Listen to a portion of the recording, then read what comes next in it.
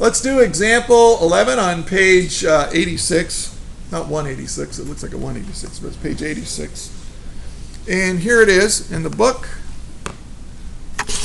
Zoom in so I can read it. All right.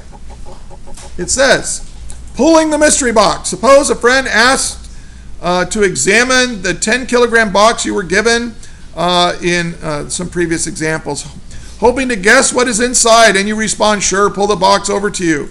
She then pulls the box by the attached cord as shown in the figure right here. Right here. Whoop, there's the figure.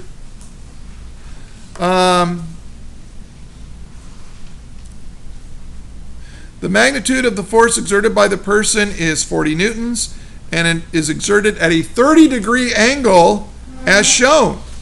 Calculate the acceleration of the box, the magnitude of the upward force, the normal force exerted on the box, and assume that friction can be neglected. So this is a really slippery surface.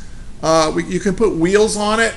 That's what I usually do, is I put wheels on it to show, and we're gonna do that. All right. So, step 1 of the procedure. Use this. Have this out. Put it on your equation list. I'll let you do that. I'll let you write the procedure on your equation list. Zoom out.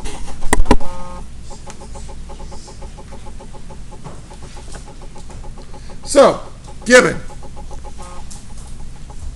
Step 1, do given, find, and solve. Here's the ground. No friction. I'm going to put this little crate on wheels. And what did it say? It's 10 kilograms.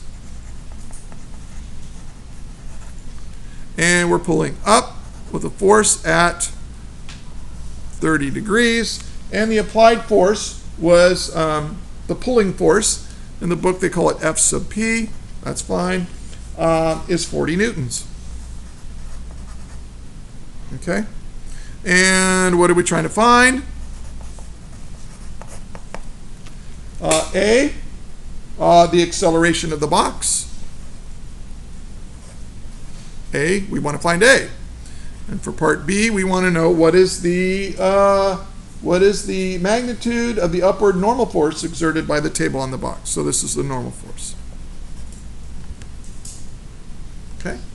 Step 1, check. Oh, wait, I forgot to write the word solve. Check. Step 1 is done.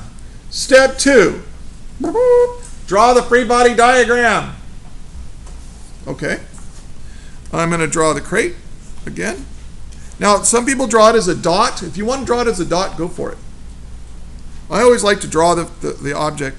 Okay, so I've got on the wheel spread out, I got this normal force. Ooh, that's what I want to find. And we've got force of gravity. And then I've got this pulling force, F sub P. And that's it. That's it. Only 3 forces. I have drawn all the outside forces acting on that crate. So, what's next? Step 3.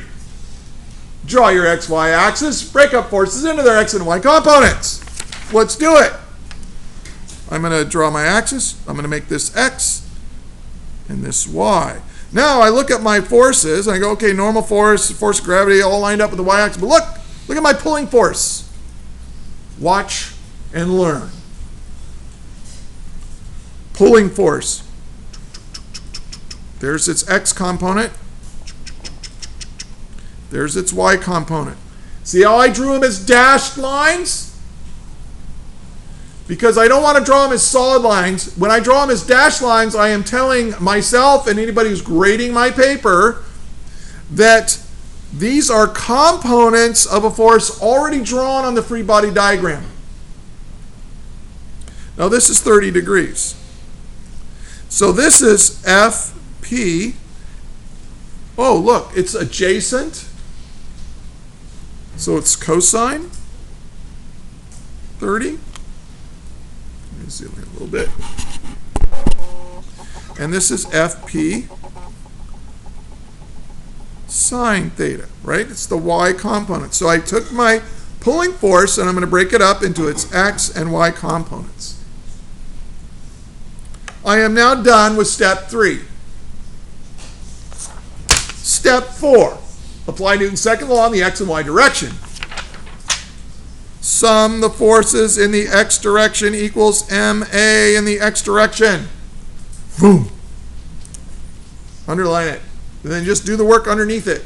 Look at your free body diagram. What are the forces in the x direction? There's only one, and it is a component of the pulling force. It's not the pulling force. It's the x component of the pulling force. Do you see?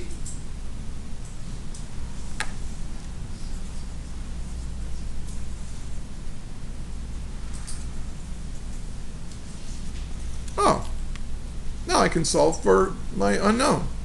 Before I do that, though, I'm going to go ahead and sum the forces in the y direction equals ma in the y direction. I always do these first, and then I solve. Then I do step 5.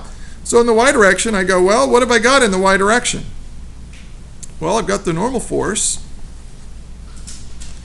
But then, what else do I have? What else do I have in the y direction that wasn't there in the previous example we did in the lecture? Huh? Ooh, look. FP sine theta. Don't forget about the component of that pulling force. The pulling force is pulling up. All right, so that's going to be plus FP sine 30 degrees. And then what else? Don't forget gravity. The weight of the object equals, what is the acceleration in the y direction? It's on a thing. I'm not going to give you a pulling force that's going to lift it off the ground. So it's got to be 0. A in the y is 0, so therefore this is equal to 0. So let's solve for A. Step 5.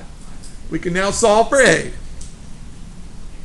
A is equal to FP, which is 40 newtons, times the cosine of 30 degrees, divided by the mass. What was the mass? 10 kilograms. Okay, where's my calculator? Oh, here it is. So I'm just going to go, well, 40 divided by 10 is 4, so 4 times the cosine of 30 equals 3.46.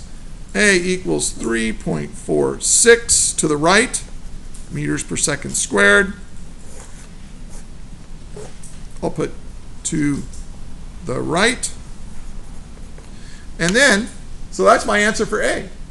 Now, I can solve for the normal force. The normal force is equal to, well, add the force of gravity, subtract the pulling force times sine 30. This is 10 kilograms times 9.8 newtons per kilogram. That's 98 newtons. That's how much it weighs. Minus how much I'm pulling up with the pulling force.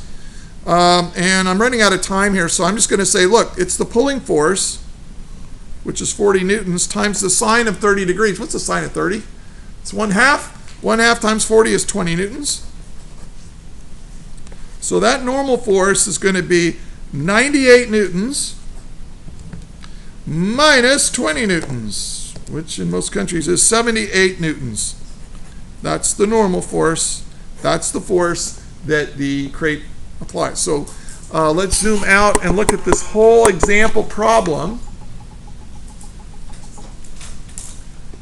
We have done it. And we have applied every single step of the procedure to solving this problem. Any questions?